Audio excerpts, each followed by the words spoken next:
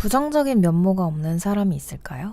꽃이나 돌을 봤을 때 우리는 큰 생각 없이 있는 그대로 받아들이는 것처럼 사람 또한 그냥 사람입니다. 그냥 그렇게 받아들이는 거죠. 부정적인 사람들이랑 사는 것은 정말 힘든 일이에요. 그쵸? 부정적인 사람들이 제일 재밌어하는 건 본인의 부정적임에 다른 사람들이 반응하는 것이라고 합니다. 사실 부정적인 사람들을 대할 때는 그냥 지금 이 순간 나한테 그러는 것뿐이라고 생각하고 너무 많은 것을 개인적으로 받아들이지 않는 거라고 하는데요. 그럴 만한 삶을 살아왔겠거니 하고 넘어갈 수 있도록 하자는 거죠. 하지만 어려운 점은 보통 그렇게 우리를 힘들게 하는 사람들은 우리랑 가까이 지내는 사람들이 많은 겁니다. 그 사람들이 곧 내가 아니고 그 사람들이 겪고 있는 문제는 나랑 관련이 사실은 없는 거잖아요. 그 사람들이 그들의 문제로 당신을 끌어들이려고 하면 그런 것에 일일이 다 끌려갈 필요가 없다는 것입니다. 공감을 해줄 수는 있어도 어느 정도는 맺고 끊을 줄도 알아야 합니다. 근데 무엇보다 제일 좋은 건 그런 사람들을 구분할 수 있는 능력을, 눈을 이미 가지고 있어서 그런 사람들과 엮이지 않는 게 제일 좋은 거겠죠? 그쵸?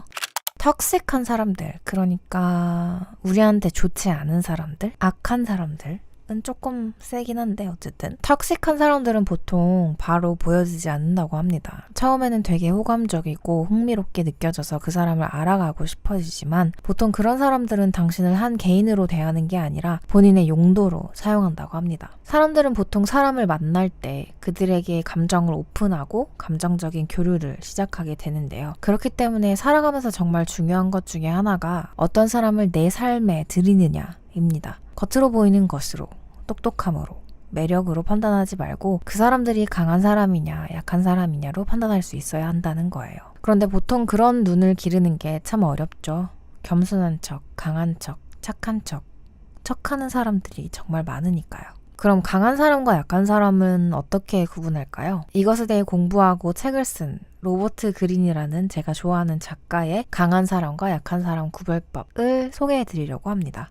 강한 사람들이 누구냐? 강한 사람들은 비평을 받을 줄 알고 다른 사람들과 협동할 줄 알고 스트레스를 받는 상황을 마주할 줄 알고 책임감을 잘 다루는 사람들이고 어떤 일이 잘못되었을 때도 남을 탓하는 것이 아니라 본인 안에서 그 이유를 찾으려고 하는 사람. 그런 식으로 내가 어느 정도는 기댈 수 있을 것 같은 사람이라고 합니다. 그런 사람들이 강한 사람들이고요. 반면에 약한 사람들은 비평은 절대 받아들일 수 없는 특징을 대체로 가지고 있다고 하는데 이게 바로 그들의 최악의 면모라고 합니다. 부정적인 사람들이 보통 그렇죠. 방어적이고 말은 마음대로 하는데 정작 자신을 향한 말들은 절대 받아들이지 못하고 관계에서든 일에서든 비평을 받을 수 있는 사람 그리고 그걸 건설적으로 사용하는 사람들은 강한 사람들이라고 합니다. 근데 사람들이 보통 일에서는 그런 척을 잘하는데 그 가면이 떨어지는 때가 언제냐? 스트레스나 압박이 심할 때 그리고 사람에게 권력이 주어졌을 때라고 합니다. 우리가 어떤 사람을 내 인생에 들일지 말지 판단을 할 때 그 사람이 스트레스를 어떻게 핸들하는지 그 사람이 권력, 그러니까 힘을 가지고 있을 때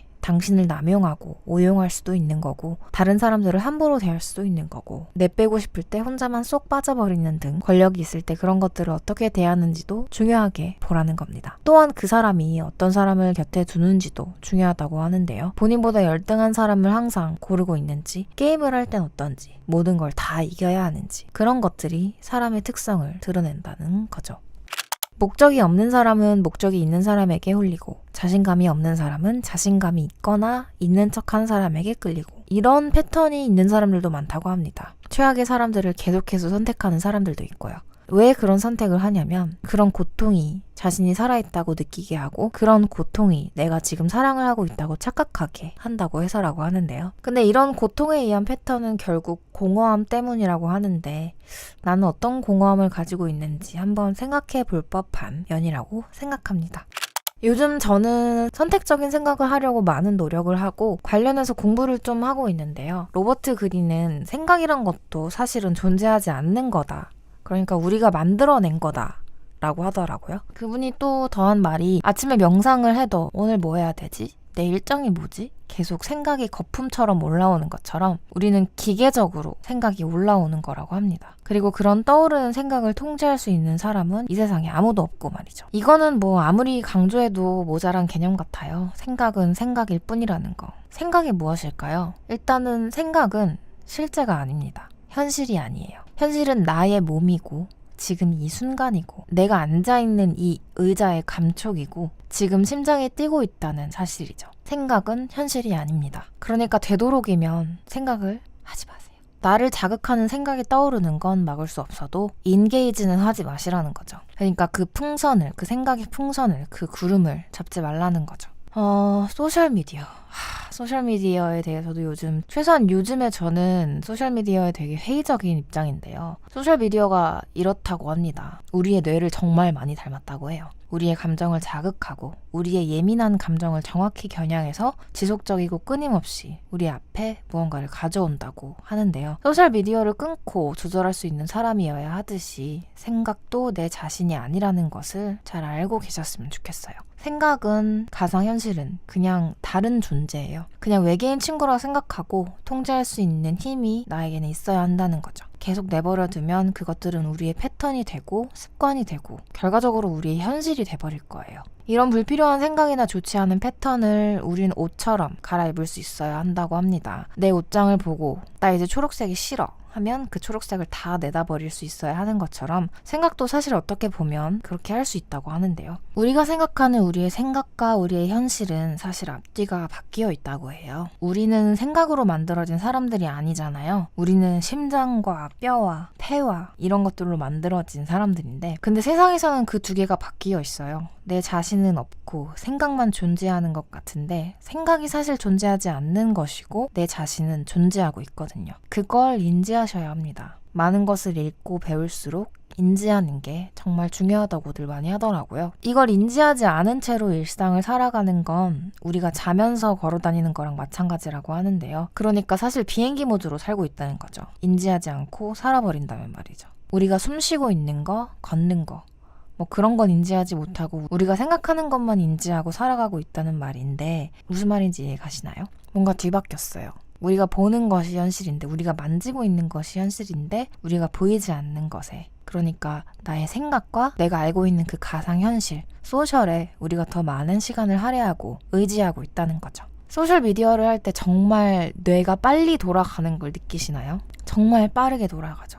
모든 건 정말 그렇게 빨리 돌아갑니다. 그런 빠르고 반복되는 생각 안에 산다는 건 정말 우울한 버릇인 것 같아요. 근데 보통 우리는 인지하지 못하고 생각 안에서 허우적거리면서 살고 있습니다. 실제로는 바다에 나가서 첨벙첨벙 수영을 하는 취미를 가지고 살아야 하는데 말이죠. 여러분이 이 세상에 온 목적은 무엇이라고 생각하시나요? 우리는 대개 그걸 모른 채로 이 세상에 태어나고 그걸 찾아내기 위해서 정말 열심히 노력합니다. 비행기 모드로 살아가다 보면 주변 사람들이 하는 이야기들이 꽤나 강하게 우리에게 영향을 미치기도 하죠. 내가 누군지, 내가 그 관심사에 정말 관심이 있는 건지, 혹은 그 문화에 정말 관심이 있는지 제대로 질문을 던지지도 못한 상황에서 우리는 그저 외부의 것들에 의해 판단되어지고 결정되어져서 살아가게 돼버릴 때가 많습니다. 내가 정말 관심이 있는 건지 계속 물어보면서 깎아내세요. 나의 가치관에 대해, 내가 중요하게 생각하는 가치들에 대해 여러분이랑 상관없는 소셜미디어 속의 내용도 다 잘라내세요. 이건 내 모습이 아닌데 나라고 자꾸 말하는 소셜미디어의 목소리를 과감히 깎아내고 끊어내실 수 있기를 바랍니다. 사실 우리 자신은 우리에게조차 미스터리예요. 그렇게 매일 우리는 내가 누군지 찾아내려고 애쓰고 있죠. 정말 이게 내가 흥미로워하는 주제인가? 정말 나한테 중요한 건가? 아니면 다른 사람들의 말에 외부의 문화에 영향을 받은 건가? 그렇게 현실적인 질문들을 두 발을 땅에 댄 채로 계속 해보는 것이 우리가 해야 할 것이라는 거죠. 이것은 내가 누구인가 라는 정답에 점점 더 가까워지는 질문이고 당신이 성취해야 할 것이 뭔지 찾아내는 데에 더 가까이 가기 위한 질문입니다. 질문을 반복하다가 결국 핵심에 도달하게 되면 확신이 모습을 드러내게 됩니다. 확신의 등장과 함께 불필요한 것들이 알아서 떨어져 나가기 시작합니다. 불필요한 것들은 하지 않게 되고 불필요한 것들이 앞에 놓여져도 중요하지 않다고 느끼게 되고 내가 무언가를 놓치고 있는 것 같 쓸데없는 두려움을 느끼지 않아도 되게 되죠. 내가 이 길을 왜 가고 있지? 내가 여길 왜 따라가고 있는 거야? 내 시간을 왜 낭비하고 있는 거지? 나의 중심을 알게 되면 내 자신을 계속 의심하고 불필요한 것들을 하지 않아도 되게 됩니다. 내가 작가라고 확신이 들게 되면 너는 왜 작가야? 너는 왜 글을 쓰고 있니?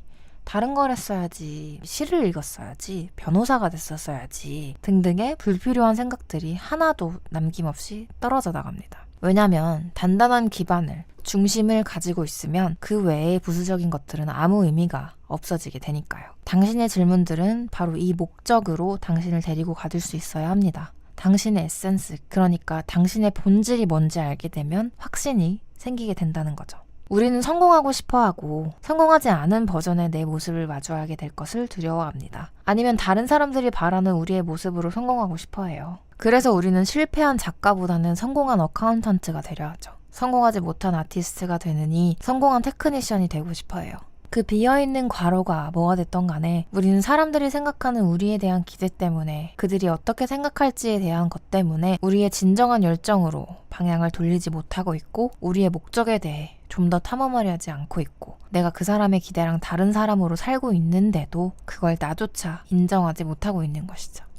인간이라면 부족한 부분은 당연히 있고 인지하지 못하는 단점들도 다들 가지고 있죠. 우리가 보고 알고 있는 사람 중에 그 누구도 그 모든 걸 완벽히 통달하고 있는 사람은 없어요. 내 자신을 그렇게 생각하는 것도 힘든 일이고 다른 사람을 그렇게 생각하는 것도 힘든 일입니다. 그런 생각과 아이디어에 갇혀 살지 말도록 해요. 나는 그렇게 생각하지 않는데 내가 어떤 사람이다 라고 하는 사람들의 의견은 나의 삶을 불편하게 할 뿐이고 상당한 우울감을 남기게 됩니다. 그렇게 살다가 결국 내 자신을 잃어버리게 되는 거죠. 내 자신을 살아 숨쉬게 하는 것을 하세요. 같은 것을 반복해서 하는 거, 아니면 새로운 도전을 하는 거, 아니면 새로운 것을 배우는 것이 당신이 살아있음을 느끼게 한다면 그걸 해야죠. 불편하지만 바로 그곳에 기쁨이 있을 수도 있습니다. 아까 말씀드린 로버트 그린이라는 분이 할아버지인데요. 그분이 이제 책을 정말 많이 썼어요. 근데 그분조차도 책 하나를 쓰는데도 난 더 이상 책을 못 쓰겠다라는 생각이 수십 번, 수백 번 한 권을 쓸 때 드신다고 합니다. 내가 나이를 먹었구나. 더 이상 생각이 나지 않아. 이런 생각들이요. 근데 그런 생각들은 관련해서 뚜렷한 생각이 아직 없는 것일 뿐 창작이 술술 나오는 순간들은 언젠가 꼭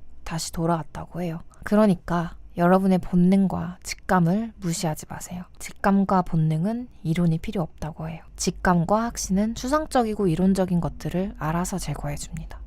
소셜미디어에서 우리가 공통적으로 보고 따르는 같은 밈, 같은 트렌드는 생각해보면 굉장히 제한적인 것들입니다. 반면에 언어는 우리 생각보다 더 많은 것을 열어줄 수 있다고 하는데요. 다른 가능성이 정말 많은데 우리가 머무르고 있는 지금 이곳은 사실 제한적인 문화 안에서 제한적인 언어로 구성되어 있다는 것을 알아야 한다는 거죠. 에스키모인들에게 눈이라는 단어는 1000개의 단어로 표현이 된다고 해요. 근데 우리는 하나 있잖아요. 러시아인들한테는 파란색이 40개의 단어로 표현이 된다고 하고요. 우리의 단어와 언어가 제한적일수록 우리의 생각도 제한적이게 됩니다. 새로운 사실을 알아가고 새로운 단어를 알아가고 새로운 개념을 알아갈수록 그만큼의 생각과 세계가 팽창됩니다. 혹시 그런 말 들어보신 적 있나요? 평범한 사람들은 큰 TV를 가지고 있고 뛰어난 사람들은 큰 서재를 가지고 있다는 말. 소셜미디어와 테크놀로지는 우리를 더 단일적으로, 더 제한적으로, 더 단면적으로 만들고 있습니다. 이는 또한 단일화된 것들이 우리의 sensory words, 그러니까 감각적인 능력까지 제한하고 있다는 말인데요. 1000년 전이라면 광고도 없고 사인보드도 없고 글자도 지금처럼 거리에 많이 보이지 않았겠죠. 기계적인 소리도 안 들리고 인공적인 소리도 안 들렸을 거예요.